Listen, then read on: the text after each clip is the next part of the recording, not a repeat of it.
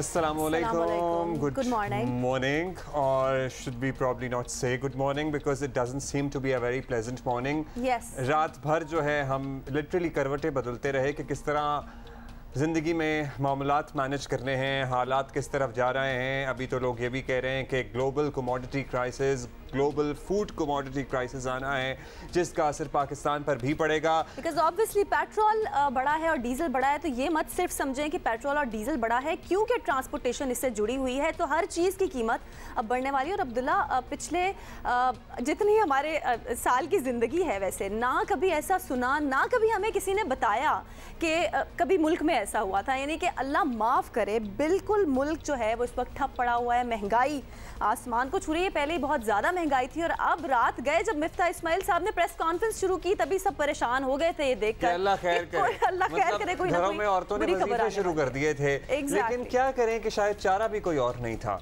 दुनिया के हालात भी यही हैं कि अगर ये पाकिस्तान इकदाम ना उठाता तो खुदा न खास्ता डिफ़ॉल्ट का ख़तरा हमारे सर पर मंडला रहा था। है आई डोंट नो कि इस वक्त भी है ये सूरत हाल या नहीं है, इकोनॉमिक एक्सपर्ट्स हमें बता सकते हैं। लेकिन IMF की बड़ी कड़ी शराइत हैं और कैसे हम ये तसव्वुर कर सकते हैं कि हमारे जैसा मुल्क पेट्रोल सस्ता ख़रीद कर महंगा खरीद कर सस्ता बेचेगा। सो ये सब कुछ चल रहा था, पिछली हुकूमत की तरफ से चल रहा था और अब एटलीस्ट मिफ्ता साहब ने ये कह दिया है कि पेट्रोल पर हुकूमत कोई नुकसान नहीं कर रही है, तो सर हाथ जुड़वा लें।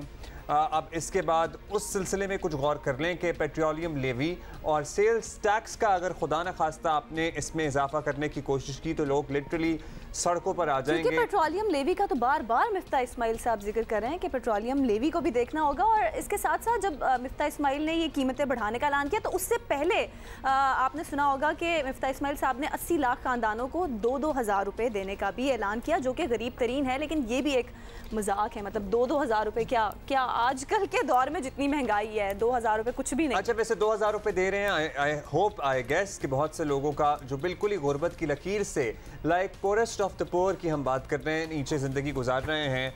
आई वंडर उनके तो ट्रांसपोर्टेशन मोड्स और मीन्स भी शायद पेट्रोल एसोसिएटेड नहीं है, लेकिन ज़िंदगी में चूंकि सभी चीज़ों की कीमतें बढ़ी हैं तो इससे उनको फ़ायदा होगा। लेकिन इसको जिस तरह बारहा रिपीट किया जाता है, अगर आवाम की आगाही के लिए रिपीट किया जाता है तो ठीक है, लेकिन अदरवाइज़ अगर ये एहसान जतलाने के लिए रिपीट किया जाता है तो प्लीज़ ना किया कीजिए, because this sounds in very bad taste. खैर, हुआ क्या, पेट्रोल की कीमतों में एक बार फिर इजाफा हो गया है और इस मरतबा भी हम कहेंगे कोई छोटा मोटा इजाफा नहीं है। 24 रुपये फ़ी लीटर का इजाफा है, जिससे 1 लीटर 234 रुपये का हो गया है। 21 दिनों में पेट्रोल की कीमत में तकरीबन 84 रुपये बढ़े हैं। इस पे तो चंद लम्हों का हमें पॉज लेना चाहिए, क्योंकि डाइजेस्ट करने के लिए और ये सदमा सहने के लिए भी ज़रा आसाब मजबूत होने की ज़रूरत है। 24 रुपये कोई ये मामूली इजाफा नहीं है, बहुत बड़ा इजाफा है। एक इंसान जो कि गरीब है उसके लिए 24 रुपये बहुत मायने रखते हैं, इवन के मिडिल क्लास के लिए भी। आज से पेट्रोल की कीमत में 24 रुपये 3 पैसे और डीजल की कीमत में मजीद 59 रुपये 16 पैसे इजाफा कर दिया गया। इस तरह से पेट्रोल की नई कीमत 233 रुपये पर आ गई है और डीजल की नई कीमत 263 रुपये 31 पैसे फ़ी लीटर पर हो गई है। मिट्टी का तेल जनाब 29 रुपये 49 पैसे इजाफे के साथ 211 रुपये 43 पैसे में फ़रोख्त होगा। और हुकूमत का वही मौक़िफ़ है कि पेट्रोल महंगा ख़रीद कर सस्ता नहीं बेचा जा सकता और ख़जाने में पैसे नहीं और अरबों रुपये की भारी सब्सिडी जारी रखी जाए, जिसका फैसला PTI हुकूमत अपनी डूबती कश्ती देख कर जाते जाते कर गई थी ताकि फंदा आने वालों की गर्दन में फंदा डालने का फैसला कर लिया था। आप छुन्ने काके थे, आपको नहीं पता था कि आप लोग क्या करने जा रहे हैं और अब चूंकि तमाम सख्त फैसले आपने कर लिए हैं, होपफुली यहीं पर रुक जाएं, तो अब कोई बहाना तो है नहीं कि हम मईशत नहीं संभाल पा रहे या मईशत संभल नहीं रही। डॉलर की आप प्राइस देखें किस तरह रुपए की कदर गिरती चली जा रही है, ऐसा फ्री फ्लोट है। मतलब महंगाई का तूफान उस तरफ से अलहदा आ रहा है, पेट्रोल की कीमतें बढ़ने से अलहदा आ रहा है। प्राइस कंट्रोल कमेटियां पता नहीं है नहीं या सोई हुई हैं या हाइबरनेशन मोड में हैं, जिसका दिल चाह रहा है इस केओस की सूरत हाल का फ़ायदा उठाते हुए अपनी मर्जी से कीमतें बढ़ा रहा है। बिल्कुल कमोडिटीज़ आप देखें, दुकानों पे जाके देखें, दुकानदार क्योंकि कोई प्राइस कंट्रोल कमेटियां नहीं है, कोई चेक एंड बैलेंस नहीं है, तो मनमानी कीमतें जो हैं वो बढ़ा रहे हैं। और दोबारा उन्होंने यही कहा कि पिछली हुकूमत ने IMF से ऐसे मुआहदे किए थे जो मौजूदा हुकूमत के पास इन पर अमल करने के अलावा कोई रास्ता नहीं बचा। तो सर पिछली हुकूमत ने तो लेवी और सेल्स टैक्स बढ़ाने पे भी बात की थी, सो पता नहीं उसका क्या होगा। अब लेट्स सी क्या होता है क्या नहीं होता है। अब सब्सिडी तो फिलहाल मुकम्मल तौर पे खत्म हो गई है। अब पेट्रोल पर हुकूमत पाकिस्तान की तरफ से 1 रुपए की भी सब्सिडी नहीं दी जा रही है। अब इसके बाद की सूरत हाल तसल्लियां हैं, अभी तसल्लियां दी जा रही हैं। मिफ्ता इस्माइल किस बात की, वैसे क्या तसल्ली दे रहे हैं आप खुद ही सुन लीजिए। वैसे हमें पता है कि इससे महंगाई भी होगी, हमें पता है कि इससे लोगों को तकलीफ भी होगी, लेकिन हम मजबूर थे क्योंकि दूसरा रास्ता तबाही का था। हम उस तरफ इस मुल्क को नहीं लेके जाएंगे। इंशाअल्लाह ताला मुश्किल के बाद आसानी होती है और इंशाअल्लाह ताला आप देखेंगे कि जल्द हम महंगाई पे काबू पा लेंगे और इंशाअल्लाह आसानी पास ऑन करेंगे। अच्छा, ये कह देना भी बड़ा आसान है कि मिफ्ता इस्माइल साहब ने पहले जब, क्योंकि 21 दिन में 3 दफ़ा कीमतें बढ़ चुकी हैं, तो पहले जब बढ़ाई तभी कहा कि हम कुछ कर ही नहीं सकते, हमारे हाथ बंधे हुए, हम मजबूर हैं। पता है क्या, जिन्होंने वाकई अपने पॉलिटिकल एडवांटेजेस के लिए पाकिस्तान के साथ ये मजाक, ये खिलवाड़ किया ना और ये सब्सिडी देना शुरू की, और जिसकी वजह से हमारे जो फॉरेन रिजर्व थे वो भी ख़त्म हो गए, हमारे पास बिजली बनाने के लिए तेल और LNG खरीदने के पैसे नहीं थे। क्रिमिनल ऑफेंस है ये, बिल्कुल। मतलब एक 22 करोड़ के मुल्क को डिफॉल्ट के दहाने पर पहुंचा देना और उसके बाद अपने आप को सेवियर के तौर पर पेश करना, ये क्रिमिनल ऑफेंस है। ये अब कोई ये कभी भूलना नहीं चाहिए किसी को कि इस सारे किए धरे का जिम्मेदार कौन है। और सर्टनली इन्होंने भी अपना भरपूर हिस्सा डाला है। वो फैसले डिले कर शुरू में मैनेजमेंट ना कर लेकिन ये फैसले और ये मामलात यहाँ से शुरू नहीं हुए हैं। ये याद रखिए, उन तमाम लोगों को याद रखिए, इमरान खान साहब को भी याद रखिए और शौकत तरीन साहब को भी याद रखिए, हम्माद अजहर साहब को भी याद रखिए, मुजम्मिल असलम साहब को भी याद रखिए और मिफ्ता साहब और शहबाज शरीफ साहब जो अब कर रहे हैं उनको भी याद रखिए। तो वहाँ से सिलसिला शुरू कीजिए। मुख्तलिफ शहरों से रिएक्शंस भी आ रहा है और जाहिर है अवाम में बड़ा गमो गुस्सा पाया जा रहा है। अब हुकूमत इस गमो गुस्से को कैसे हैंडल करेगी या हुकूमत सर्वाइव कैसे करेगी, ये बड़ा अहम सवाल है। हमारे नुमाइंदगान मुख्तलिफ शहरों से हमारे साथ मौजूद है। इस्लामाबाद से हमें ज्वाइन कर रहे हैं नुमाइंदा जियो न्यूज़ अयाज अकबर यूसुफजई और पेशावर से हमें ज्वाइन कर रही है नादिया सुबुई। अयाज, पहले आपकी जानिब आएंगे। रात गए होता है और सुबह इम्प्लीमेंटेशन, क्योंकि रात 12 बजे से इतलाक तो शुरू हो गया था। इस्लामाबाद के शहरी क्या सोच रहे हैं, क्या कह रहे हैं? एक तो बहुत बड़ा डिजास्टर है, बहुत बड़ा बम जो है फटा है इस वक्त अवाम के ऊपर। एज फार एज इस्लामाबाद के जो लोग हैं, कुछ बहाम उनके जहन में था या कुछ डाउट्स थे, लेकिन दिन में कुछ टीवी चैनल्स ने खबरें चलाई कि शायद वज़ीर आज़म ने ये असम्बली मुस्तरद कर दी, क्योंकि हमें अंदाजा था कि इस असम्बली को बढ़ना है, लिहाजा हमने ये खबर नहीं दी और अच्छा ही हुआ कि नहीं दी, क्योंकि उसके बाद एक पैनिक क्रिएट होता है और पंपों के ऊपर लाइनें लग जाती हैं और चौक हो जाता है सब कुछ। तो इसलिए फिर हुकूमत ने सोचा कि रात ये प्रेस कॉन्फ्रेंस करें ताकि लोगों को मौका ना मिले पंपों पे जाकर और पंप के मालिकान को ये मौका ना मिले कि वो पंप की तरसील को या उसकी सप्लाई को रोक दे। अवाम में काफ़ी गम गुस्सा है एकदम। जैसे आपने पहले कहा कि 1 महीने में तकरीबन 85-86 रुपया पेट्रोल महंगा हुआ है और तमाम चीज़ें जितनी भी इस वक्त है वो इंटरकनेक्टेड हैं पेट्रोल की प्राइसेस के साथ। तो यकीन करें इस्लामाबाद में जो तबका है, लोग कहते हैं बहुत अमीर लोग हैं, लेकिन इस्लामाबाद में बहुत खास एक तबका है जिनके पास ये रिसोर्सेज है। बाकी इस्लामाबाद में जो ज्यादातर लोग हैं वो हैं जॉब वाले, जो अपनी नौकरियां करने जाते हैं अपनी बाइक्स के ऊपर, अपनी गाड़ियों के हवाले से। इस्लामाबाद की सड़कें हमने आज देखी है वीरान है और लोगों ने अब ये तरीकाकार इख्तियार किया कि एक ऑफिस में अगर एक बंदा आ रहा है तो अगर उसने पिंडी से आना है तो वो 7 और 2-4 लोगों को इंगेज करने की कोशिश कर रहा है ताकि वो पूल इन करके पेट्रोल डालकर अपने दफातर या अपने काम की तरफ जाएं और गैर जरूरी तौर पर जो है वो सफर ना करें। और जो मेट्रो है पिंडी से इस्लामाबाद में, क्योंकि ये जो जॉइंट सिटीज हैं तो ज्यादातर लोग जो हैं वो जॉब के लिए पिंडी से आते हैं। मेट्रो के ऊपर हमने एक बहुत बड़ा रश देखा कि जैम पैक था और लोग जो है वो घुस के बसों के अंदर मौजूद थे। तो वो लोग जो अपनी गाड़ियां ड्राइव करके ऑफिस से आते थे अब वो बसों का रुख कर रहे हैं और उनके पास अभी इसके अलावा कोई ऑप्शन नहीं है। और एक सैलरीड पर्सन के लिए जो तनख्वाहदार है, जिसकी तनख्वाह हुकूमत अगर वो सरकारी मुलाजिम है तो साल बाद की बढ़ेगी और अगर प्राइवेट है तो उस मालिकान के रहमो करम पर रहकर उसने बढ़ा दी तो वेल एंड गुड, अगर नहीं। और ज्यादातर ऐसे ही होता है कि बड़ी मुश्किल होता है प्राइवेट सेक्टर में तनख्वाह का बढ़ना, लिहाजा उनको उसी पुरानी तनख्वाह में ही अपना गुजारा करना पड़ता है। और इस वक्त काफी ज्यादा लोग जो हैं वो परेशान भी हैं और वो तमाम जिम्मेदारी इसी मौजूदा हुकूमत के ऊपर डाल रहे हैं। वही कहते हैं कि हमें नहीं पता कि इमरान खान ने IMF के साथ क्या मुआहदा किया, हमें ये पता है कि इस वक्त जो मौजूदा हुकूमत है उन्होंने 85-86 रुपए एक महीने में पेट्रोल पंप की सूरत अवाम पर गिराए हैं, जिसकी वजह से ना सिर्फ आम जो खाने पीने की अशिया वो महंगी हुई है, बल्कि अब तमाम चीजें जो है वो आसमान से बातें कर रही है। मतलब एज बेसिक एज रोटी, दूध, अंडे, डबल रोटी, ये तमाम चीजें भी मतलब जिसका दिल चाह रहा है वो उतने पैसे आवाम से वसूल कर रहा है।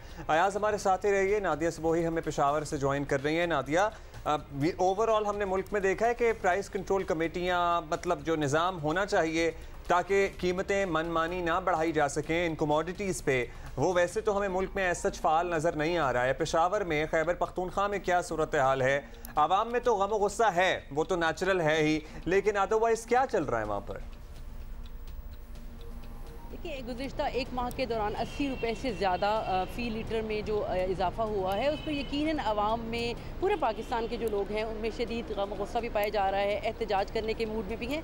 लेकिन पेशावर की जो सूरत हाल है वो बिल्कुल मुख्तलिफ है। हम बात करते हैं हमेशा एक कंज्यूमर की, एक ऐसे बंदे की जो सुबह निकलता है बाइक पर या अपनी गाड़ी में और वो पेट्रोल डलवाने के लिए पेट्रोल पम्प का रुख करता है। चूँकि पेट्रोल की कीमत में रात में इजाफा हुआ है, 24 रुपये का जो फ़ी लीटर इजाफा देखा गया है, तो उसके बाद ये था कि पंपों पर जो पहली दफ़ा हुआ था या दूसरी दफ़ा तो पंपों पर बड़ा रश था, लेकिन पेशावर में सूरत हाल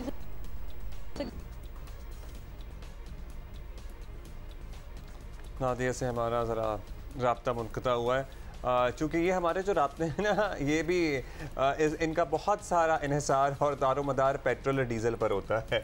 सो वो भी होते हैं मसाइल। सो इसलिए ज़िंदगी में अक्रॉस द बोर्ड सबके लिए मसाइल में इजाफा हुआ है। लेकिन सबसे ज़्यादा मसला अब्दुल्ला मिडिल क्लास तबके के लिए है। अब गाड़ियाँ तो मौजूद हैं, लेकिन गाड़ियाँ घर से निकालने की हिम्मत नहीं हो पा रही है क्योंकि पेट्रोल और डीजल। अच्छा, नादिया आ गई हैं। जी नादिया, हमारा ज़रा राब्ता डिस्कनेक्ट हुआ था, कंटिन्यू कीजिएगा। जी बिल्कुल, पेशावर की मैं बात कर रही थी कि पेशावर के अवाम में भी यकीनन 24 रुपये जो फ़ी लीटर पेट्रोल की कीमत में इजाफा हुआ, उस पर गुस्सा तो है। तो हम उससे बढ़कर ये कि हम हमेशा बात करते हैं सार्फिन की, हम एक ऐसे मुलाजमत पेशा शख्स की जो सुबह निकलता है बाइक लेकर या गाड़ी लेकर, और उसकी कोशिश होती है कि वो कम से कम उसके जो खर्चे हैं उसमें एक तो वो कट लगाए और कोशिश करे कि वो अपना जो उसका बजट है उसमें रहे। तो हम इस वक्त पेशावर में जो पेट्रोल पंप हैं उन पर पेट्रोल दस्तियाब नहीं। ये सबसे अहम जो चीज़ देखने को मिल रही है कि पेट्रोल पंप मालिकान ने पेट्रोल गायब किया हुआ है, और यही वजह है कि रात गई तक जो फैसला हुआ है तो उससे यहाँ के लोगों को बहुत ज़्यादा मुश्किलात का सामना करना पड़ रहा है। लोग पेट्रोल पंप का रुख कर रहे हैं लेकिन उनको मिल रहा है। यहाँ हमारी पेट्रोल पंप मालिकान से बात हुई है तो उनका ये कहना है कि हमें भी पेट्रोल महंगा मिल रहा है, इसलिए हम यहाँ पर पेट्रोल अभी तक नहीं लेके आए। लेकिन असल जो सूरत हाल वो यही है कि इन मालिकान ने रात को जो पेट्रोल ज़ख़ीरा किया हुआ था या जो इनके पास था, तो वो उनकी कोशिश ये है कि 24 रुपये जो कि फ़ी लीटर इजाफा हुआ है, तो वो आज अब कुछ 12 बजे के बाद जो वो पेट्रोल देना शुरू करेंगे तो एक आम आदमी जो है उसकी मुश्किल। ये तो बड़ी अजीब सी बात है, पहले से परेशान है। पे इजाफे का इतलाक तो रात 12 बजे से हो गया, अब पता नहीं किस बात का इंतजार कर रहे हैं। हुआ है कि पिछली दफा तो लाइनें लग गई थी, इस बार जो है लेने जा रहे हैं और पेट्रोल नहीं मिल रहा है। बहुत शुक्रिया आपका नादिया, बहुत शुक्रिया अयाज भाई। मसाइल सबके लिए हैं। इंपॉर्टेंट नोट, आप पता है क्या है, हमने ज़रा सब ने मिलकर एक ख़ानदान की तरह, एक कौम की तरह कुछ फैसले करने हैं और ये समझने की भी ज़रूरत है। देखिए, हुक्मरानों को हम बुरा भला कह लें, जो कह लें ठीक है, मगर यही हालात हैं दुनिया के भी और यही हालात हमारे सामने भी हैं। इसके अलावा क्या चारा था पाकिस्तान के पास, ये एक अलहदा बहस है, क्योंकि ये तो हमें पता है कि पाकिस्तान सस्ता पेट्रोल महंगा पेट्रोल खरीद कर सस्ता तो बेच नहीं सकता, ये बात तो तय है। अब वो तयन होना चाहिए कि किसने क्रिमिनल नेग्लिजेंस की, किस तरह से इस कौम को उस दहाने पर पहुँचा दिया कि हमारा जो फॉरेन रिजर्व था वो भी तकरीबन ख़त्म हो गया। मतलब ऐसी सब्सिडी जो हम अफोर्ड नहीं कर सकते थे, वहाँ से मामला शुरू हुआ और इनकी मिसमैनेजमेंट जो आपके सामने है वो भी आपके सामने। लेकिन हमें अपने तय अपने लेवल पर क्या फ़ैसले करने हैं? एक तो ये कि अपने से जो निचला तबका है ना, चाहे वो आपके घर का स्टाफ हो, चाहे आपके इर्द गिर्द आपके कॉलीग्स हों, जिनको पता है, जिनका आपको पता है कि वो उनकी शायद इतनी सैलरीज नहीं हैं, वो इतना नहीं रोज़गार कमाते, जिनके कारोबार मुतासर हो रहे हैं, आप लोग मतलब लिटरली कर सकते हैं आप। इस दफा ये वो वक्त है जिसमें हमें एक्चुअली एक दूसरे का ख्याल करना है। आप अपना बाहर डाइन आउट अगर महीने में 4 दफा करते हैं तो उसको 2 दफा कर दें और 2 दफा के पैसों में किसी के घर का राशन डलवा दें, को भी आप थोड़ा कंफाइंड करें, किसी के घर का राशन डलवा दें। आप अगर अगर आप 2 एसी चला के बच्चों और माँ बाप अलग-अलग कमरों में सोते हैं तो बच्चों को डालें जमीन पे गद्दों पे और खुद सोएं बेड पे और एक कमरे में एसी चला के सोएं। और you know these are the lifestyle changes that we all have to adopt. और वो जो कारपूल वाली बात अयाज कर रहे थे, अगर आप एक ही इलाके से आ रहे हैं, बिल्कुल ये अच्छी बात है, आप बिल्कुल करें। थोड़ा मूड चेंज करते हैं और अब कुछ एक अच्छी खबर शामिल करते हैं। आईसीसी की नई वनडे रैंकिंग में पाकिस्तानी बैटर ने पहली पोजीशन के बाद अब दूसरी पोजीशन पर भी कब्जा जमा लिया है। कप्तान और stylish batter king of drive कहलाने वाले बाबर आजम की हम बात कर रहे हैं, जिन्होंने आईसीसी वनडे रैंकिंग में वो पहले नंबर पर आ गए हैं। पहली बात बरकरार रखी है। उसके साथ साथ बाएं हाथ से दिलकश स्ट्रोक खेलने वाले ओपनर इमामुल हक ने फहरिस्त में विराट कोहली को पीछे छोड़ते हुए दूसरी पोजीशन हासिल कर ली है। तो इमाम is enjoying the best of his career. ICC world cup super league में रन्स बनाने की दौड़ में भी पाकिस्तानी बैटर सबसे आगे हैं और कप्तान बाबर आजम 1083 रन के साथ पहले नंबर पर हैं और इमामुल हक 797 नंबर्स के साथ दूसरे नंबर पर। और इसके साथ साथ हमने जैसे मंडे को भी आपको बताया कि वनडे रैंकिंग में तो पाकिस्तान ने भारत को पीछे छोड़ा है। पाकिस्तान अब चौथे नंबर पर आ गया और भारत जो है वो 5वें नंबर पर आ गया। तो बैक टू बैक ये अच्छी कुछ और बाबर आजम का ख्वाब है, इंशाअल्लाह वो ख्वाब पूरा होगा। पूरी कौम की दुआएं और मेहनत, और दुआओं के साथ मेहनत उनकी हमें नजर आती है कि वो पाकिस्तान के लिए वर्ल्ड कप जीतना चाहते हैं। बस बाबर आपसे हमने एफिडेविट साइन कराना है कि आपने उसके बाद सियासत में नहीं आना। ये आपने एफिडेविट के तो वो अगर आप करेंगे तो हम आपके लिए 2 नफिल एक्स्ट्रा पढ़कर दुआ किया करेंगे कि आप जो है वर्ल्ड कप। लेकिन यू नेवर नो, वो अच्छे सियासतदान साबित हो सकते हैं, आप कैसे कह सकते हैं? अच्छा, पहला तजर्बा तो ज़्यादा को खास कामयाब रहा नहीं है। एनी हाउ, लेकिन भाई मौजूदा हुक्मरान सारी कुर्बानियों की तवक्को हमसे ना कीजिएगा। आप खुद सबसे पहले हमें दिखाइए कि आपके महंगे शूज़ की तादाद में कोई फ़र्क पड़ा है। आप ज़रा लोकल ब्रांड्स पर शिफ्ट हुए हैं। लाइफस्टाइल जो है वो उसमें और आपके इर्द गिर्द जो सिक्योरिटी एहलकारों और गाड़ियों का हिसार होता है जो सर्टनली पेट्रोल पर चलती हैं, उनकी तादाद में कुछ कमी आई है। और ये लोड शेडिंग जो है ये सिर्फ आवाम तक महदूद नहीं रहनी चाहिए। जहाँ इंपॉर्टेंट मीटिंग्स हैं वहाँ तो चलें ठीक है हो रहा है, लेकिन अदरवाइज जजेस कॉलोनीज, दीगर सरकारी दफातर, सरकारी रिहाइशगाहें, ये लोड शेडिंग का इतलाक फिर सब पर होना ताकि आम आदमी की तकलीफ को भी महसूस किया जा सके। बहुत से आम मामला है जिस पे हमने बात करनी है। एहसन इकबाल साहब की 7 घंटे पहले की, मतलब कुछ घंटों पहले की एक ट्वीट थी जिसमें उन्होंने एक कंपैरिजन दिया हुआ था कि पाकिस्तान ने कितने की चाय इंपोर्ट की और फिर यूएस ने कितने की और रशिया ने कितने की और यूनाइटेड किंगडम ने कितने की। सर हम पहले भी बसद एहतराम ये कह चुके हैं आपको, आप हमारे लिए काफ़ी काबिल एहतराम है कि these are primarily coffee consuming nations. So आप इन मुल्कों की चाय की कंजम्पशन से हमारे मुल्क की चाय की कंजम्पशन को नहीं कंपेयर कर सकते। अगर कंपेयर करना है तो आप उनकी कॉफ़ी की कंजम्पशन और हमारी चाय की कंजम्पशन को कंपेयर कीजिए और यकीन मानिए शायद उनकी कॉफ़ी की कंजम्पशन कई $मिलियन ज़्यादा ही निकलेगी। वहाँ पे तो चाय का वैसे एज सच अब्दुल्ला चाय उस तरह से मिलती ही नहीं है जैसे पाकिस्तान में। रियल रिफॉर्म्स के ऊपर तवज्जो दें, ये चाय और चीज़ और इन गिमिक्स की बात ना करें। मेरा ख्याल है अब रियल रिफॉर्म्स की बात होनी चाहिए। अब वाकई अवाम को, ये कौम को बताने की ज़रूरत है कि अब आपकी डायरेक्शन क्या होगी। आपकी इकोनॉमिक टीम की, PMLN की और जो इत्तेहादी हुकूमत है उसकी इकोनॉमिक टीम की डायरेक्शन क्या होगी। अगर मज़ीद आपने कुछ करना है तो अभी बता दें, अगर नहीं तो बताएं कि कब से बेहतरी आना शुरू होगी। Because enough is enough. जो मुल्की हालात हैं, जो दुनियावी हालात हैं, वो सबके सामने है। इतराफ़ कर चुके हैं हुकूमती वज़रा कि ये एक साल तो मुश्किल होगा, यानी कि 2022 मुश्किल होगा। तो देखते हैं कि 2023 में क्या आसानी आने वाली है। सो दुनिया के हालात भी सब जगह हैं, सबको पता है, और दुनिया में सिर्फ पाकिस्तान ही नहीं है जहाँ पे ये हालात है। दुनिया के बहुत सारे ममालिक, बहुत सारी नेशनलिटीज़ इससे अफेक्ट हो रही हैं। लेकिन हमारे यहाँ जो लेवल ऑफ गुर्बत और जो इनकम डिस्पैरिटी और जिस तरह लो मिनिमम वेजेस हैं, lowest minimum wages, mismanagement, per capita income जो है उसकी भी अगर बात करें तो ये सब कुछ एकदम से डिस्टर्ब हो गया है। चले जी अभी कुछ बात कर लेते हैं। कराची में कौमी असम्बली के हल्का NA 240 कोरंगी में आज ज़िमनी इंतखाब हो रहा है और पोलिंग आज सुबह 8 बजे से शुरू हो चुकी है, शाम 5 बजे तक जारी रहेगी। सीट MQ पाकिस्तान के इकबाल मोहम्मद अली के इंतकाल से खाली हुई थी। इलेक्शन कमीशन के NA 240 के तमाम पोलिंग स्टेशन को हसास और इंतहाई हसास करार दिया गया और PTI ने इलेक्शन का इसमें बायकॉट कर रखा है।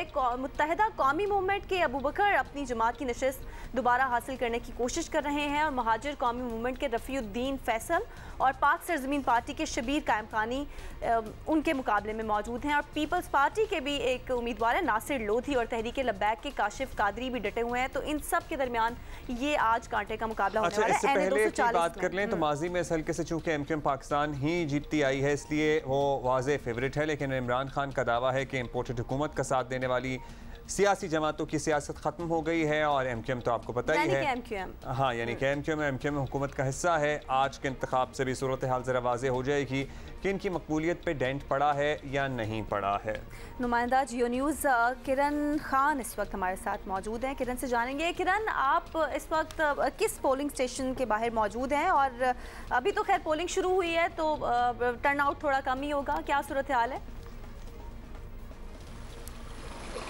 जी बिल्कुल, इस वक्त हम लांडी 6 नंबर पे मौजूद हैं और यहाँ पर मुख्तलिफ पोलिंग स्टेशन हैं जहाँ पर हमने देखा है कि पुलिस एहलकार जो हैं पोलिंग स्टेशन के बाहर और अंदर तैनात किए गए हैं। इस हलके में यानी 240 के अंदर तकरीबन 309 पोलिंग स्टेशन बनाए गए हैं जिसमें से 203 जो हैं इंतहाई हसास करार दिए गए हैं और उसमें CCTV जो कैमरे हैं वो भी नस्ब किए गए हैं। यहाँ पर अगर हम पोलिंग का टर्नआउट की अभी बात करें, क्योंकि 8 बजे पोलिंग का अमल जो है वो शुरू हुआ है और वैसे भी आज छुट्टी का दिन नहीं है, आज जुमेरात है, जिसकी वजह से लोग जो है उस तरह हमें नज़र नहीं आते और वैसे भी ज़िमनी इंतखाब में जो टर्नआउट होता है वो कम ही होता है। ताहम एक्सपेक्ट किया जा रहा है कि 2 बजे के बाद से लोगों की आमद जो है वो ज़्यादा होगी, ज़्यादा टर्नआउट होगा।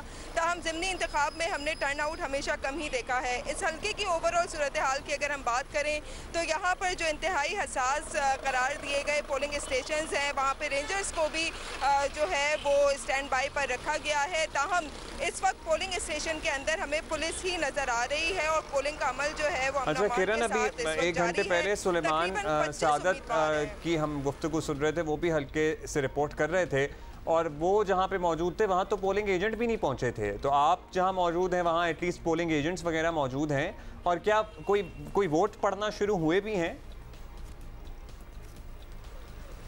जी बिल्कुल, पोलिंग एजेंट यहाँ पर मौजूद है और वही बात की जा रही है कि ज़िमनी इंतखाब के जब होता है और क्योंकि छुट्टी का रोज़ नहीं है इस वजह से यहाँ पर टर्नआउट बहुत कम है। 1 से 2 लोग आ रहे हैं, 1 घंटे के अंदर जो लोग आए हैं उन्होंने अपने वोट कास्ट किए हैं, बहुत कम टर्नआउट है। ताहम हम देख रहे हैं कि मुख्तलिफ सियासी जमातों ने अपने कैंप्स जो हैं जितने मीटर का फासला रखना चाहिए पोलिंग स्टेशन से वहाँ पर कायम किए गए हैं और जहाँ पर मैं मौजूद हूँ लांडी 6 नंबर पर, वहाँ पर मेरे अकब में ही PSP ने अपना एक कैंप बनाया हुआ है जिसमें मुस्तफ़ा कमाल जो चेयरमैन पाक से ज़मीन पार्टी हैं और उनके साथ अनीस कैम खानी यहाँ पर मौजूद है। इसी तरह मुख्तलिफ पार्टीज़ के कैंप्स भी बनाए गए हैं। इस हल्के की अगर हम बात करें तो यहाँ पर 25 उम्मीदवार जो हैं उन्होंने हिस्सा लिया था। ताहम 3 जो आज़ाद उम्मीदवार हैं वो दस्तबरदार हो गए, कुछ मुत्तहिदा कौमी मूवमेंट पाकिस्तान के हक़ में और कुछ महाजिर कौमी मूवमेंट के हक़ में। ये हल्का जो है MQM का रिवायती हल्का कहलाता है। 2008 से लेकर 2018 तक मुत्तहिदा कौमी मूवमेंट पाकिस्तान यहाँ से जीती है।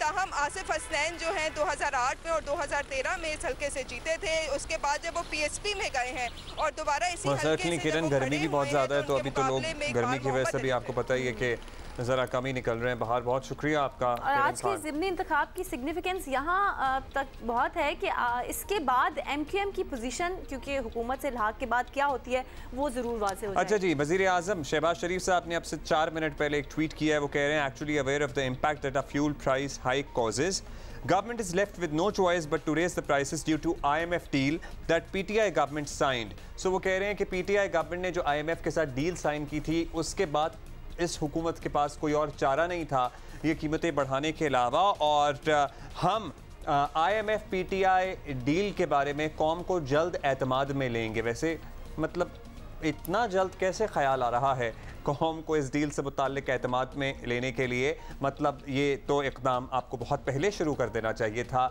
IMF PTI डील का नाम आप जिसे दे रहे हैं इस बारे में कौम को एतमाद में लेने के लिए, और साथ ही उन्होंने इस उम्मीद का भी इजहार किया है we will get out of this economic difficulties soon इंशाल्लाह। सो उम्मीद तो सर हम भी कर रहे हैं और दुआ गो भी हैं, लेकिन at the same time it's a little too late in the day जब आप कह रहे हैं कि हम एतमाद में लेंगे कौम को। IMF PTI डील से मुताल्लिक ये इक़दाम करने से बहुत पहले आपको ये एतमाद में लेना शुरू कर देना चाहिए था। पिछली हुकूमत में जब PTI की हुकूमत थी तो बिलावल तो हमेशा PTI को PTIMF कहते थे, तो उन्हें तो काफ़ी पहले से अंदाज़ा था। हाँ मुझे याद आया ही, मुझे used to use this term। हाँ anyhow, so NA 240 से मुताल्लिक अगर कोई अपडेट होगी तो वो भी हम आपसे शेयर कर देंगे, लेकिन हम यहाँ ये ज़रूर अपील कर दें कि NA 240 में जितने लोग हमें देख रहे हैं जितने लोग रिश्तेदार इस हल्के में रहते हैं, बराए मेहरबानी अपने वोट का हक ज़रूर इस्तेमाल कीजिए। अभी तो मौसम ठंडा है, कराची में वैसे कल से ज़बरदस्त हवा भी चल रही है, सो आप जाइए और छतरी वगैरह ले जाएं और पानी की बोतल साथ रखें, और इतना रश भी नहीं है। So if you want to cast your vote right now, so it is the right time to actually go and cast your vote, because आप जल्दी से 10-15 मिनट में फारिग भी हो जाएंगे, उसके बाद अपने काम पे जाना है, कहीं और जाना है, वो आप अपना काम भी निपटा सकते हैं, बट अपना वोट ज़ाया मत कीजिए। इस जमहूरी अमल में हिस्सा ज़रूर बनिए। सो बराए मेहरबानी हम बारहा लोगों से ये अपील कर रहे हैं कि इस ज़िमनी इंतखाब और कोई भी इंतखाब होता है, हमारी तो यही कोशिश होती है कि हम लोगों को क्योंकि आप वोट नहीं देंगे तो आपका वोट सर्टेनली ज़ाया ही होगा। अभी कुछ बात कर लेते हैं। कौमी क्रिकेट टीम के कप्तान, king of drive, stylish batter Babar Azam को ग्राउंड में शानदार बैटिंग का सिला मिलने लगा है। कप्तान बाबर आजम को ICC की जानिब से एजाज़ी कैप्स मौसूल हो गई हैं और उन्हें साल 2021 की ICC वनडे और T20 team of the year में शामिल कर लिया गया है, बल्कि वो दोनों टीमों की कप्तानी के लिए भी नामजद है। तो बाबर के लिए बड़ी अच्छी खबर है। बाबर आजम ने कैप्स हासिल होने के बाद सोशल मीडिया पर तस्वीर शेयर की और लिखा कि मेहनत का फल मिलता है, और सर्टनली पता है मेहनत का फल ज़रूर मिलता है। आप पर्टिकुलरली जो यंगस्टर्स, जो बिल्कुल टीनेजर्स, जो उससे भी छोटे बच्चे हमें देख रहे हैं ना, if you work hard Allah मियाँ would always reward you. So at times आपको लग रहा होता है, बहुत अच्छी एग्जांपल है, ये कम अ लॉन्ग वे, और मेहनत के साथ साथ अल्लाह ताला ने खैर बाबर को नवाजा भी बहुत है। और मगर फिर भी बाबर, आपने इंशाल्लाह आप वर्ल्ड कप जीतेंगे पाकिस्तान के लिए, लेकिन एक वादा है ना जो हमने आपसे लिया हुआ है, मतलब आपने अभी आपने अपनी तरफ से नहीं आपने वादा किया, लेकिन आपसे ज़रूर हम कभी ये दस्तखत कराएंगे। बड़े दिलचस्प तबसरे लोगों के सामने आ रहे हैं, क्या ही कीजिए और कि क्या किया जाए। मौजूदा दुनिया के हालात ही ऐसे हैं, और सर्टनली इसमें अब जो किरदार अदा कर सकते हैं मौजूदा हुक्मरान, वो इस तरह से कर सकते हैं कि जो बेतहाशा कीमतों में पेट्रोल की प्राइसेस की वजह से लोग कमोडिटी प्राइसेस में बेतहाशा without any check and balance इजाफा कर रहे हैं, उस पर ज़रा नज़र रखी जाए, और साथ ही साथ ये भी सोचा जाए और ये भी पूछा जाए कि हमारे हुक्मरानों ने मजमूई तौर पर गुज़श्ता 10-15 साल 20 साल के हुक्मरानों ने पब्लिक ट्रांसपोर्ट के निज़ाम को बेहतर बनाने के लिए क्या किया, और जिन्होंने किया उनके साथ क्या क्या किया गया। और इस्लामाबाद में अयाज़ अकबर जब हमें रिपोर्ट कर रहे थे, वो कह रहे थे कि मेट्रो पे गैर मामूली रश है। सो मेट्रो तो सर एक इंटरसिटी एक ही रूट पर चलती है, और सर्टनली हर रूट को तो कवर नहीं कर सकती। इस्लामाबाद में भी इंट्रा सिटी पब्लिक ट्रांसपोर्ट निज़ाम की बहुत ज़्यादा ज़रूरत है। सो इंट्रा सिटी पब्लिक ट्रांसपोर्ट का जो निज़ाम है वो भी बेहतर बनाने की ज़रूरत है, उससे भी ज़्यादा ज़रूरत है। लाहौर में कराची में तो हम डिस्कशन ही नहीं करते हाँ, कराची में लेकिन कुछ नई बसें आई हैं, अब उसके बाद खैर आपको रोड पे चलती फिरती नजर आई? अभी तो नहीं, पता नहीं। लाहौर में खैर कुछ बेहतर है ट्रांसपोर्ट का सिस्टम, लेकिन चलें इस पर भी हम कोई सेगमेंट रखेंगे, तफसीली बात करेंगे इस पर। अभी बात कर लेते हैं, पाकिस्तानी फूडप्रेन्योर ने मलका बरतानिया से 2 एजाज़ात हासिल करके तारीख रकम कर दी है। राजा सुलेमान रज़ा को उनके कारोबार और कोरोना के दौरान समाजी कामों पर क्वीन अवार्ड से नवाजा गया है। सुलेमान रज़ा एक एंटरप्रेन्योर हैं जो कि बरतानिया में एक रेस्टोरेंट चलाते हैं। 2000 में वो बरतानिया गए थे, और इसीलिए राजा सुलेमान की कामयाबी का जो सफ़र है वो बरतानिया में रहने वाले पाकिस्तानियों से कुछ ज़रा मुख्तलिफ है। हाँ जी, और राजा सुलेमान रज़ा क्वींस अवार्ड विनर हैं इस वक्त हमारे साथ। बहुत शुक्रिया राजा सुलेमान साहब, कंग्रेचुलेशंस। अब ये बताइएगा कि how did you do all this? Corona के दिनों में ज़बरदस्त चैरिटी नेटवर्क आपने चलाए, इस पे आपको खुसूसी एजाज़ मिला है। सो पहले तो मुख्तसरन ये बताइए कि अपलिफ्ट जो आपका ये प्रोग्राम है ये क्या है, किस तरह से लोगों की मदद करता है? जी बहुत शुक्रिया। मेरे लिए बहैसियत पाकिस्तानी एक बहुत बड़े एजाज़ की बात है कि मलका बरतानिया की तरफ से बरतानिया के 2 सबसे बड़े एजाज़ात ख़ुसूसी तौर पर क्वीन की प्लैटिनम जुबली के मौके पर मुझे दिए गए। जी क्योंकि मेरा ताल्लुक़ बिज़नेस से है, तो मेरी खिदमत बिज़नेस सेक्टर में भी हैं, जिसमें मैंने पूरे बरतानिया में पाकिस्तानी कज़ीन्स को पाकिस्तान के नाम से मुतारिफ़ करवाया। इससे पहले ये कज़ीन शायद किसी और नाम से मार्केट किया जाता था, और ख़ुसूसी तौर पे हमारे नेबरिंग कंट्रीज़ का नाम फूड इंडस्ट्री में बहुत ज़्यादा लिया जाता था। तो अब अल्हम्दुलिल्लाह ज़्यादातर लोग जो भी पाकिस्तानी ब्रांड्स हैं ख़ुसूसी तौर पे फूड इंडस्ट्री में, वो बड़े प्राउड होकर अपनी ब्रांड्स को पाकिस्तानी कहकर बेच रहे हैं। इसके अलावा जो स्पाइस विलेज अपलिफ्ट है वो एक कम्युनिटी सपोर्ट इनिशिएटिव था, जो कि जिसके तहत हम अपने इर्द गिर्द के लोगों को हमेशा से सपोर्ट करते आ रहे हैं। खुसूसी तौर पर एक बहुत बड़ी तादाद में होमलेस लोग बरतानिया में पाए जाते हैं जिनको हम खाना प्रोवाइड करते हैं। और इसके अलावा रोज़गार के लिए जो बरतानवी शहरी हैं जिनको रोज़गार और महारत हासिल करने के लिए कोई मदद की ज़रूरत होती है तो हम उनको मदद करते हैं। अच्छा सुलेमान, क्वींस अवार्ड जो है ये मिलना, ये इत्सेल्फ एक बहुत बड़े एजाज़ की बात है, लेकिन एक बहुत बड़ी जिम्मेदारी भी है। तो अब आपको अपने काम का दायरा और फैलाना होगा। फ्यूचर के क्या प्लान्स हैं आपके? जी बिल्कुल दुरुस्त है। मुझे बताया गया है कि तारीख़ में पहली दफ़ा किसी को मलका बरतानिया की जानिब से 2 एजाज़ात एक साथ मिले हैं और ये वाकई एक बहुत बड़ी ज़िम्मेदारी है। और मैं इस एजाज़ के बाद अपने रज़ा कराना काम को पूरे बरतानिया में फैलाने का इरादा रखता हूँ ताकि इंग्लैंड, स्कॉटलैंड, वेल्स और नॉर्दर्न आयरलैंड में भी इस काम को पहुँचाया जा सके। इसके साथ साथ मेरा अपना ब्रांड जो कि स्पाइस विलेज है उसके पाकिस्तानी जायकों को पूरे बरतानिया में पहुंचाया जा सके। हम अपने रेस्टोरेंट ब्रांड को, अपने केटरिंग एंड इवेंट्स ब्रांड को इंशाल्लाह पूरे बरतानिया में ग्रो करने जा रहे हैं। अच्छा सुलेमान, ये बताइएगा कि आप 22 साल पहले, आपकी ज़रा मुख्तलिफ स्टोरी इसलिए है क्योंकि बहुत सारे लोग जो ख़ानदान जो बरतानिया में रहते हैं वो 70s 80s में मूव हो गए थे। आप तो सिर्फ 2000 में गए थे और वहाँ आपने अपने कारोबार का आगाज़ किया और बहुत ही मुख्तसर अरसे में अपना नाम बनाया और ऐसा नाम बनाया कि आपकी खिदमत का एतराफ़ शाही ख़ानदान तक ने किया, ताज बरतानिया ने किया। तो एक तो ये कैसे मुमकिन हुआ, दूसरा ये होने से पाकिस्तानी कम्युनिटी जो रहती है उनको कैसे अपलिफ्ट मिलता है और उनको क्या फ़ायदा होता है? जी बहुत शानदार सवाल है।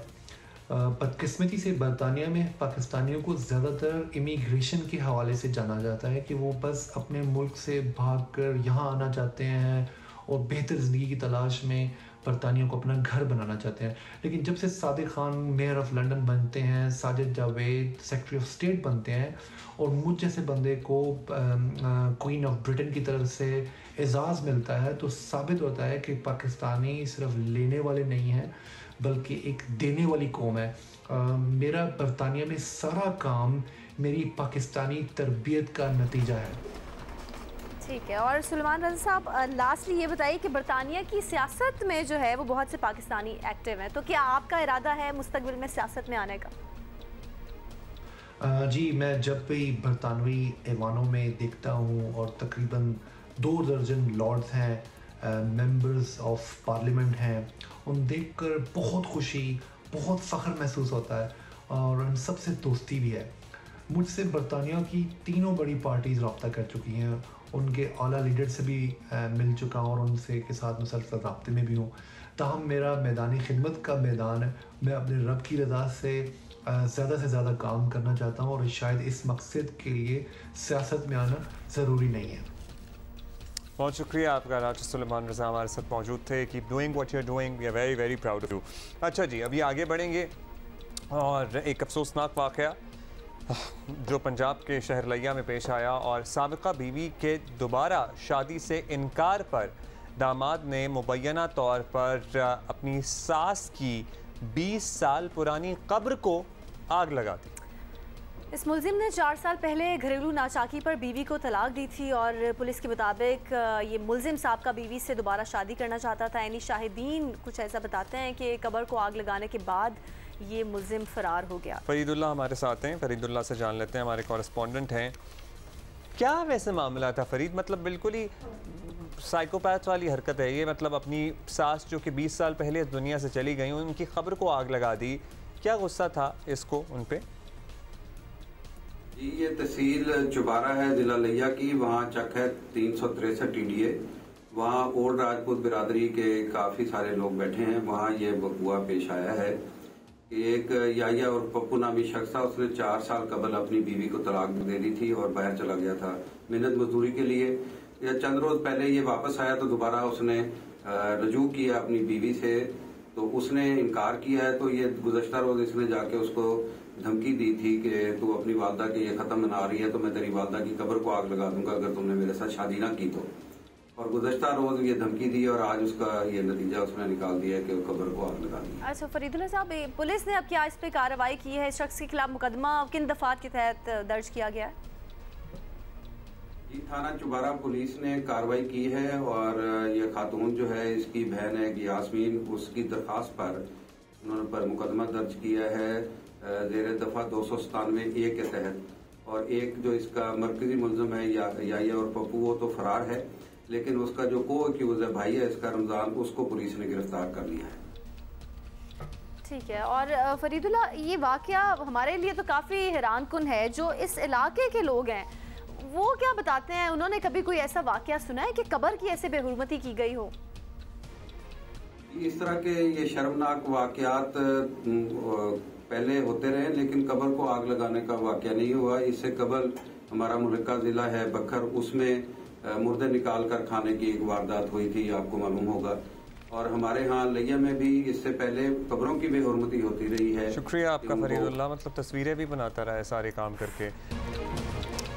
अच्छा जी, हमने फैसल बलोच से आपकी मुलाकात कराई थी, जिन्होंने अपनी ज़िंदगी को ख़तरे में डाला। एक जलते हुए टैंकर को पेट्रोल पंप आबादी से 3 किलोमीटर दूर लेकर लोगों की ज़िंदगियां बचाईं। और फैसल ने हमें कहा था कि शेर अहमद, वैसे इनका नाम है, उर्फ फैसल बलोच इन्हें कहते हैं, अज़न मशहूर ये प्यार से इन्हें फैसल बलोच कहते हैं, कि जब ये बैठे थे ना तो इन्हें यकीन नहीं था कि जिंदा बचेंगे या नहीं बचेंगे।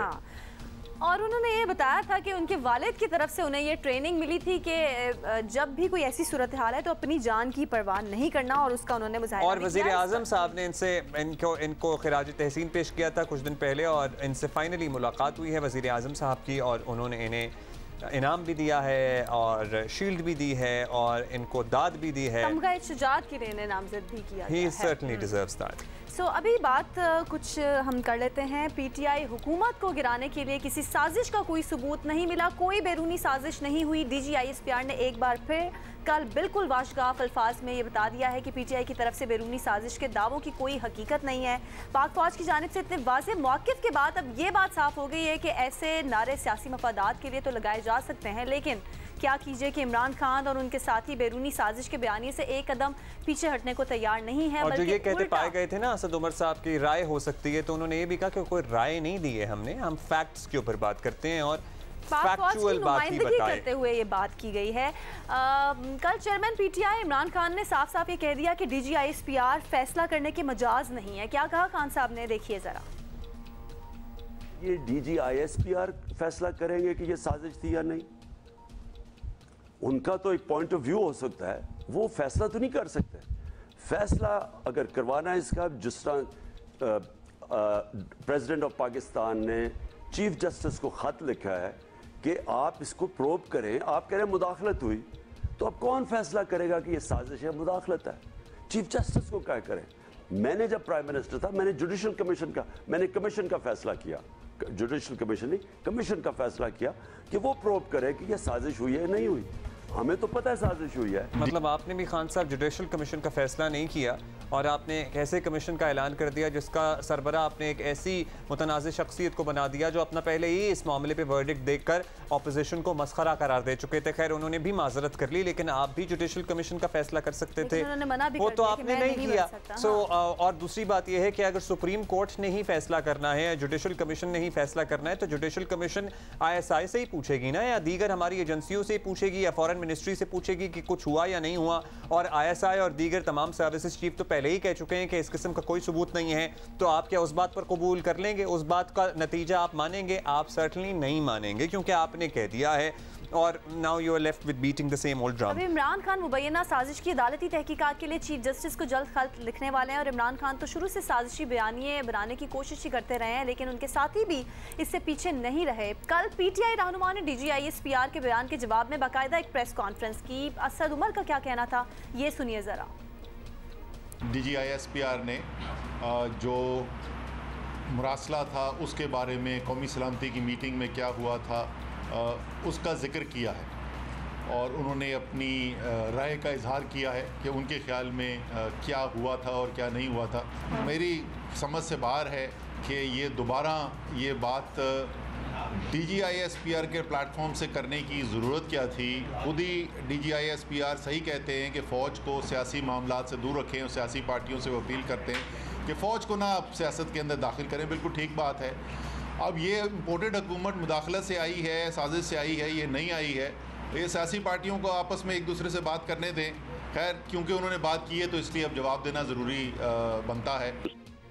तो फिर उसका जवाब भी आया और उसकी वजाहत भी आई और DGISPR ने कल फिर एक प्रोग्राम में बताया कि दिस वाज नॉट अ राय, this was not a point of view जो हम दे रहे थे। और चूंकि वो ही तर्जुमान हैं मुसल्ला अफवाज के और जो उन्होंने बात की वो फैक्ट्स की बेसिस पे कही और जो इन्फॉर्मेशन और बाकायदा ब्रीफिंग की सूरत में जो नेशनल सिक्योरिटी कमेटी की मीटिंग हुई थी उसमें बयान की गई थी वही रिएटरेट की कि ये राय नहीं थी फौजी क़यादत की कि कोई साजिश नहीं है, ये फैक्चुअल बात थी कि कोई साजिश नहीं है। क्या लाउड एंड क्लियर था। इसी पर बात करेंगे। सीनियर सहाफ़ी और तजज़ियाकार तलत हुसैन साहब हमारे साथ मौजूद है। तलत हुसैन साहब, तर्जुमान पाक फौज ने कोई ढके छुपे अल्फाज इस्तेमाल नहीं किए, बिल्कुल वाज़े उन्होंने कर दिया कि साजिश नहीं हुई, लेकिन तहरीक इंसाफ इस पर बजाय खामोश होने के एक स्टेप आगे चली गई है। क्या इमरान खान और उनकी टीम के पास और कोई चॉइस नहीं बची या फिर इस मामले को अब एक जिद बना लिया गया है?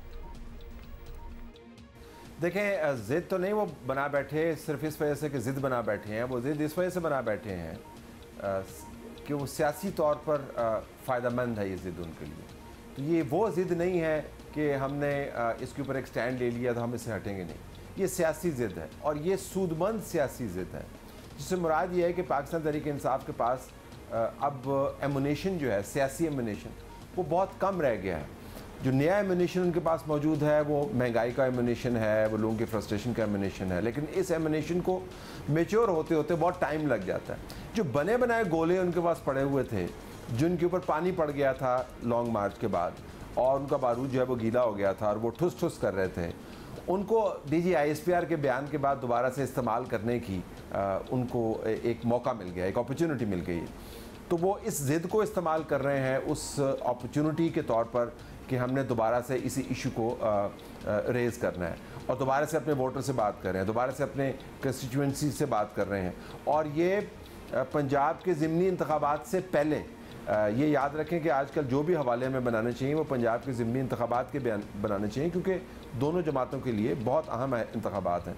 तो मेरे ख्याल में पाकिस्तान तहरीक इंसाफ के लिए तो गॉड सेंड है, एक किस्म का तोहफ़ा मिला है उनको सियासी तौर पर और उस तोहफे को इस्तेमाल। अच्छा, चलें, आप कह रहे हैं कि तोहफ़ा मिला है, लेकिन सर्टनली एक सोचे समझे मंसूबे के तहत भी हो सकता है कि वो तमाम बयानियाँ आगे बढ़ा रहे हैं और ज़्यादा ज़ोरदार तरीके से आगे बढ़ा रहे हैं कि उन्हें लगता है कि ये तो वक्त है, प्रॉब्ली जब क़यादत तब्दील होगी तो मौक़िफ़ भी तब्दील हो जाएगा इदारे का और उनके लिए रवैया भी तब्दील हो जाएगा। गॉड नोज़ कि क्या होता है आगे। लेकिन तलत साहब, अब इसी मामले पर एक और फ़रीक है हुकूमत पाकिस्तान, जहाँ इमरान खान इस मामले पर मुसलसल फ़ौज के मौक़िफ़ को रद्द करते जा रहे हैं, वहीं फ़ौज की जानिब से भी वजाहत आ रही है, जवाब आ रहा है, लेकिन हुकूमत पाकिस्तान की तरफ से कोई एक्शन नहीं आ रहा है। कौमी इदारे के ख़िलाफ़ बात करने वालों को ऐसी छूट या रियायत देना, मतलब ये अनप्रेसिडेंटेड है या इसकी गुंजाइश मौजूद है या ठीक कर रही है हुकूमत? देखें, ये मामला जो है फ़ौज का नहीं है, एक तो हमें ये वाज़ेह ज़हन में रखना चाहिए, ये कौमी सलामती का मामला है और इसमें सितम ज़रीफ़ी ये है कि कौमी सलामती के प्लेटफॉर्म से जो चीज़ निकली जब इमरान खान वज़ीर आज़म थे वो उसके ख़िलाफ़ भी बात कर रहे हैं, क्योंकि उनके लिए सियासी तौर पर फ़ायदेमंद है। तो एक तो मेरे ख्याल में हमें इसको फ़ौज का मामला नहीं बनाना चाहिए। जब DGISPR ये बात करते हैं तो फ़ौज का मामला लगता है, लिहाजा बहुत अच्छा होता है कि डिफेंस मिनिस्टर के ज़रिए ये बयानात दिलवाए जाएं। जब आप कौमी सलामती के मामलात को मुकम्मल तौर पर अपनी डोमेन में डिफ़ाइन कर देते हैं तो उसके ऊपर जितना तनकीद होती है या जितना मलबा गिरता है वो फिर आपकी तरफ आता है। तो एक तो ये इशू। दूसरा ये कि हुकूमत के लिए भी आप समझें आसान सूरत हाल है, वो मामला जो हुकूमत के लिए दर्द-ए-सर बन सकता था, हुकूमत के पॉइंट ऑफ व्यू से देखें वो ISPR और पाकिस्तान तहरीक इंसाफ के दरमियान बोन ऑफ कंटेंशन बना हुआ है।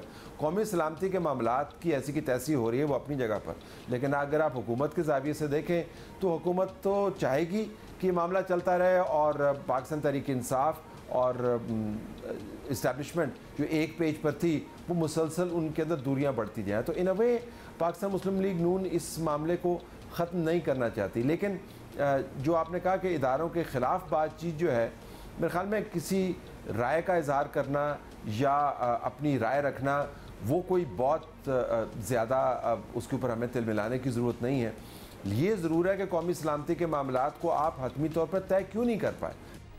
हतमी तौर पर तय करना ज़रूरी है, बहुत ज़रूरी है। हुकूमत अब तक तो ये कह रही है कि किसी तफ्तीश की ज़रूरत नहीं है, लेकिन आपको याद होगा कि शहबाज शरीफ साहब ने जब अपनी पहली तकरीर की थी तो उसमें ये ऑफ़र मौजूद थी और इसका तज़किरा कल खान साहब ने भी किया कि वज़ीर आज़म शहबाज शरीफ ने इसका जिक्र किया था। फिर तहरीक इंसाफ का एक तफ्तीश के लिए मुसलसल दबाव अदलिया पर रखने की भी एक कोशिश जारी है। तो अगर ये तहकीकात हो भी जाती हैं तो फिर कितना चांस मौजूद है कि उसके बाद ये मामला दफन हो जाएगा? कोई है भी चांस? देखें, तहरीक इंसाफ जो है वो जुडिशल प्रोब की क्यों बात कर रही है, क्योंकि जब जुडिशल प्रोब चलेगी तो वो एक तवील मामला होगा, उसके अंदर लोगों को बुलाया जाएगा, उनके बयानात रिकॉर्ड करवाए जाएंगे, उसकी मीडिया कवरेज होगी।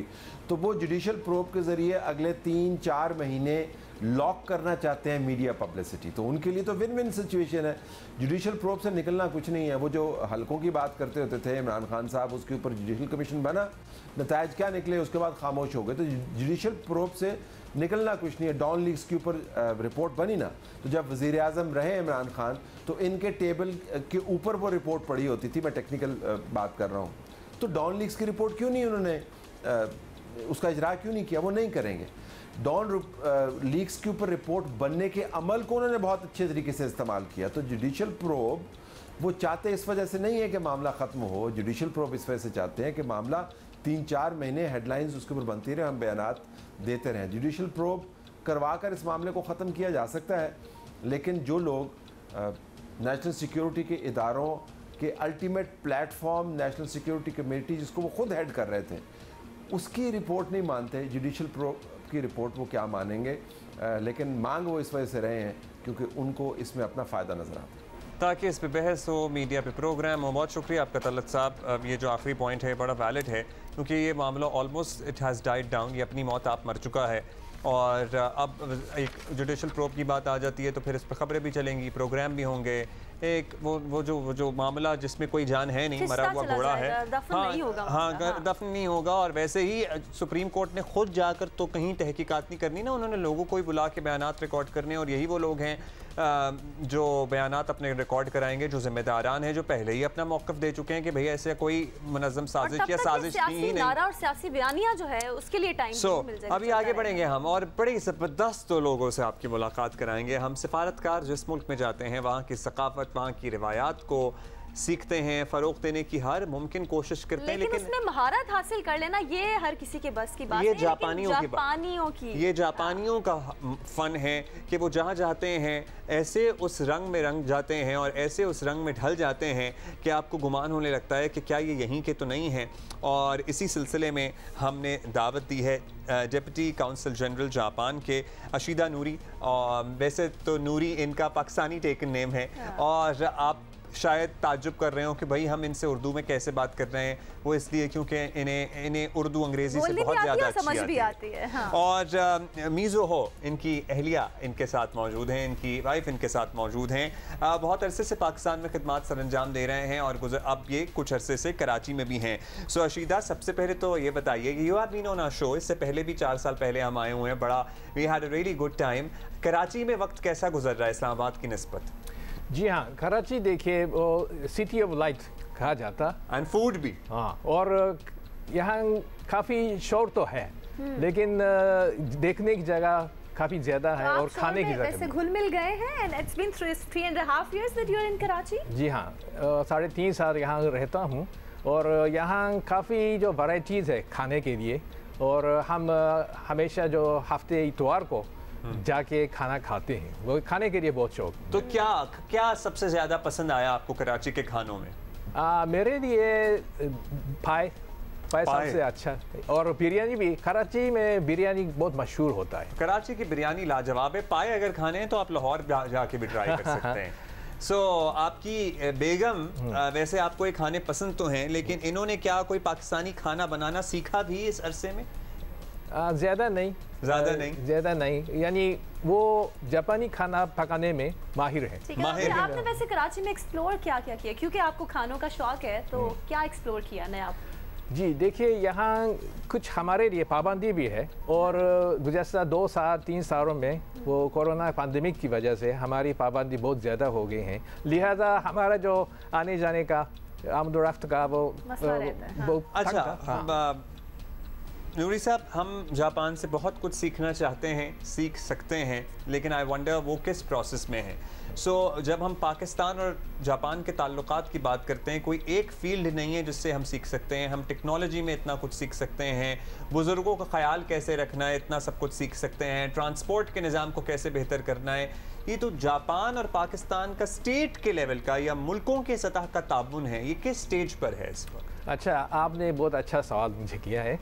असल में ये साल है 2022, वो हमारे जो दोनों के ऑफिशियल यानी डिप्लोमेटिक ताल्लुकात के 70वीं सालगिरह है। इसी हवाले से हम दोनों के दरमियान बहुत से जो प्रोग्राम्स हैं या गेट टुगेदर है या कोई इवेंट्स हैं वो मुनाकिद किया जाता है। और मैं ये भी कह सकता हूँ कि जापान पाकिस्तान के दरमियान बहुत अच्छा ताल्लुक यानी आगाज़ में 70 साल पहले आप देखिए ना, जापान का जो पोजीशन था बहुत मुश्किल वक्त गुजरा, उसी वक्त पाकिस्तान ने हमें बहुत मदद की।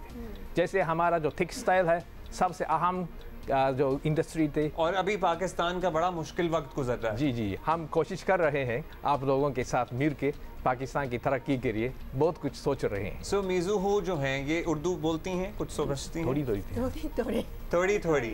थोड़ी। आपका दिल लग गया पाकिस्तान में? If you can translate that. अच्छा, दिल लग गया यहाँ पे, खुश हैं? जी हाँ जी हाँ। मज़ा आता है? यस।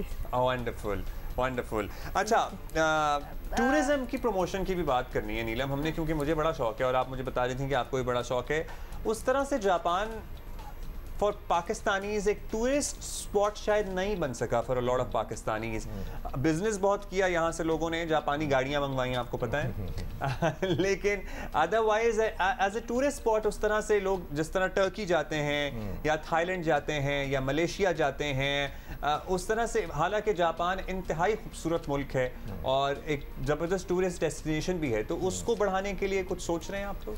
जी हाँ, आपने फरमाया है कि तादाद के लिहाज से पाकिस्तानी जो टूरिस्ट है बहुत कम है अभी तक, लेकिन बिजनेसमैन तो बहुत से लोग आते हैं और बिजनेस के मकसद से आके और बहुत घूमते हैं और बहुत जापान के खूबसूरत मंजिल को पसंद करते हैं, लाइक करते हैं। लेकिन इसके साथ साथ कुछ हमारे यहाँ मुश्किलात भी मौजूद है। जैसे पुराने ज़माने में कुछ अरसे से पाकिस्तान की जो गैर क्या कहेंगे ओवरस्टे का मसला था, इसलिए हमारे यहाँ कुछ पाबंदी भी रखना पड़ा है। इसी वजह से कुछ टूरिज्म में कुछ रुकावट है। तो अभी कुछ नरमियाँ होने जा रही हैं ताकि पाकिस्तानी भी ज़्यादा से ज़्यादा घूमने भी जा सके जापान? जी, फिलहाल जो टूरिज्म के लिए वीज़ा अभी तक ओपन नहीं है, मगर थोड़ी देर के बाद शायद दोबारा शुरू किया जाएगा। तो मेरा ख्याल है इस पे यू हैव टू पुश, इस पे आपको ज़रा काम करना चाहिए। आप अपनी स्क्रूटनी बेहतर कर सकते हैं, मतलब वीज़ा देने के प्रोसेस को और सख्त कर सकते हैं, लेकिन टूरिस्टों के लिए वीज़ा खुलना चाहिए बिकॉज लोग जापान की खूबसूरती देखना चाहते हैं। जी। अच्छा नूरी, इससे ही पूछेंगे नूरी, क्योंकि आप बता रहे थे इससे पहले कि 1998 से आप पाकिस्तान में हैं, तो पाकिस्तानियों को आपने कैसा पाया? अच्छा, असल में मैं यहाँ सबसे पहले आया 1993 की बात है। 93 में मैं आया था और उर्दू सीखने के लिए, एक एज अ डिप्लोमेटिक ट्रेनिंग।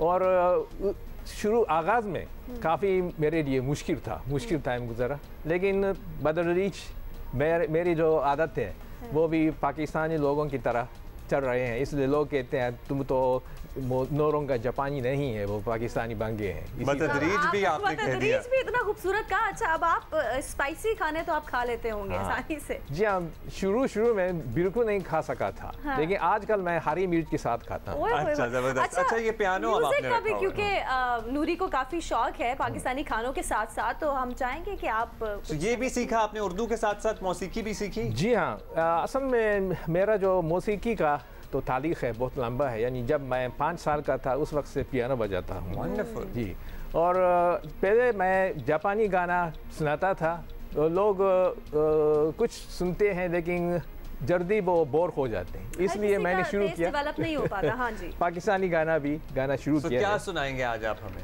तो एक जो पंजाबी का गाना, काफ़ी मशहूर गाना है।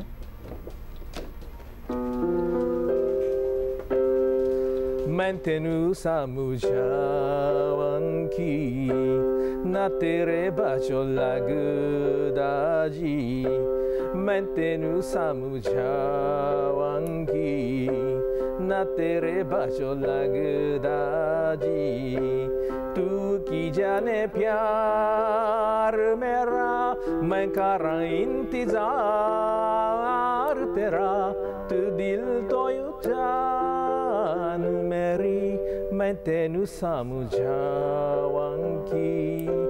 ना तेरे बाचो लगदा जी। Amazing. ये आपने अपनी बेगम को डेडिकेट किया है, मीज़ूहू के लिए गाया है आपने क्या गाना?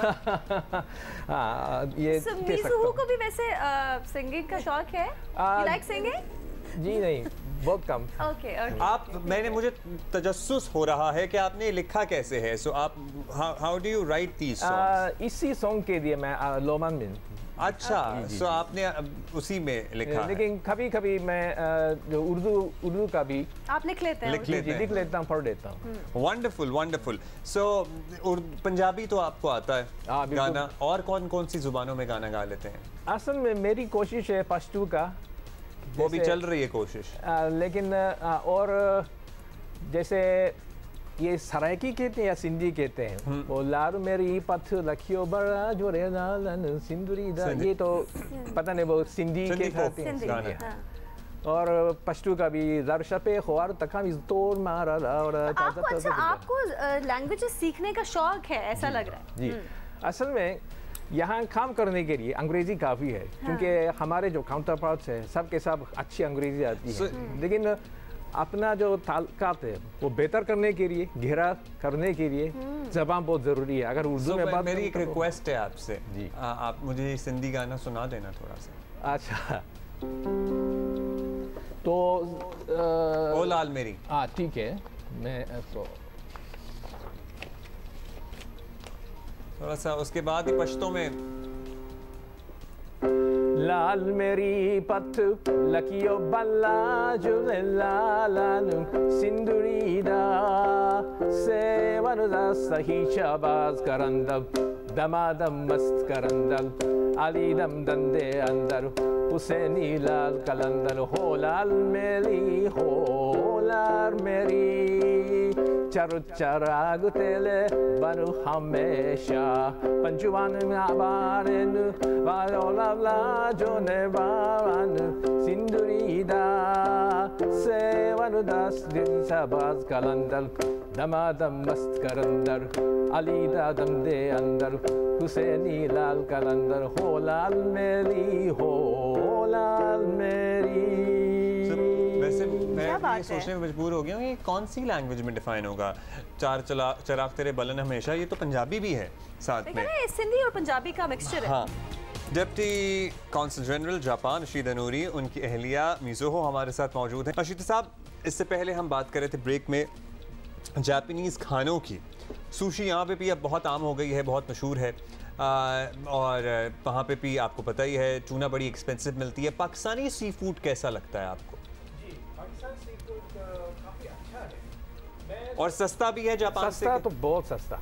जापान में देखिए ना, टूना जो है वो पाकिस्तान के शायद 10-15 गुना महंगी है। हाँ, महंगी बहुत है, लेकिन यहाँ बहुत अच्छा वाला, बहुत अच्छे रीजनेबल प्राइस पे। तो आप बना भी लेते हैं? जी हाँ, साशिमी सुशी सब बना लेते हैं? सब बनाता हूँ मैं।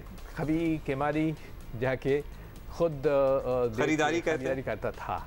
अच्छा, आजकल नहीं, लेकिन पहले तो मैं ऐसा करता था। आपकी बेगम को भी सी फूड पसंद है? आपको पसंद है सी फूड?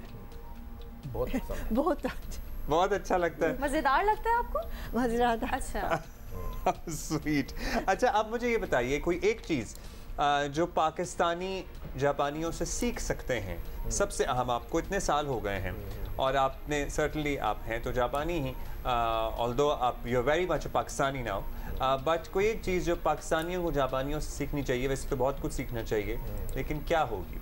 जी हाँ, मैं अक्सर कहता हूँ लोगों के सामने, पाकिस्तानी लोगों के, पाकिस्तान में बहुत अच्छा मोटो है जो कायद आज़म साहब ने फरमाया है, जो इत्तेफाक है, इत्तेहाद है और उसूल है और एतमाद, जो तीनों जो चीज़ है अल्हम्दुलिल्लाह हमारे पास है। इसी वजह से हम कुछ जल्दी तरक्की हुआ है। लेकिन मैं समझता हूँ ये जो तीन चीज़ हैं, तीन बातें हैं, आप लोग अच्छी तरह इनके साथ इसी के मुताबिक उम्र करेंगे तो बिल्कुल पाकिस्तान भी तरक्की हो जाएंगे। ठीक है। अच्छा, एक और फरमाइश आ रही है आपसे, पश्तो गाना आपने सुनाना है। वो उर्दू गाने की भी फरमाइश है, लेकिन उससे पहले पश्तो सुन लेते हैं। अच्छा, लेकिन ये काफ़ी मुश्किल है। बस 2 लाइनें इसकी और उसके बाद आप फिर उर्दू गाना को सुनाइएगा प्लीज। चलिए। La shape hoar takamiz tor mala la la ta da ta za guru na dresalor mala la la shape hoar takamiz tor la la ta da ta za guru na dresalor mala la ta za ta za guru na dresalor mala la। क्या काफी बात है, ये जबरदस्त है, बेहतरीन है। वैसे पश्तो वैसे ही इतनी मुश्किल है। मुश्किल है, मुश्किल है ना, हमें भी लगती है मतलब।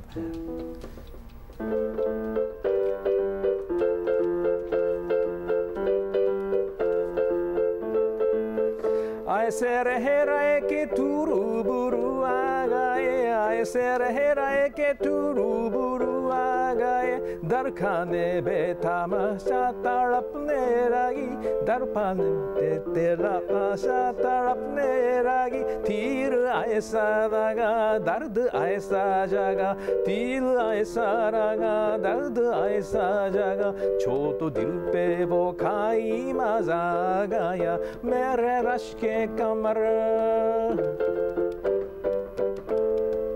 क्या बात है, कितनी महारत के साथ, जबरदस्त। अच्छा, एक योर एक्सेलेंसी रशीद नूरी साहब, एक और रिक्वेस्ट है कि आप बॉन्साई के आर्ट की तरवीज के लिए भी पाकिस्तान में ज़रा जापानी एक्सपर्ट्स को कुछ बुलाएं। यहाँ पे तो बड़ा अच्छा लोग काम करते हैं अपने तई, लेकिन ज़रा जापान से लोग आएँ और हमें ये फ़न सिखाएं और तो बड़ा ज़बरदस्त होगा फिर। ठीक है।